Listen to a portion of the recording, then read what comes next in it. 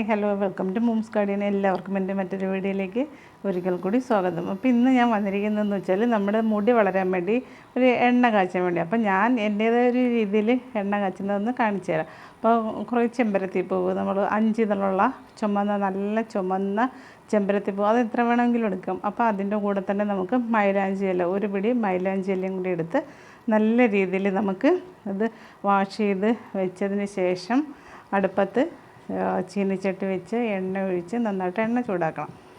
എന്നിട്ട് എണ്ണ ചൂടാക്കിയിട്ട് ഈ ചെമ്പരത്തിപ്പൂ അതിൽ വെറുതെ ജസ്റ്റ് ഒന്ന് വാരി ഇട്ട് കൊടുത്താൽ മാത്രം മതി.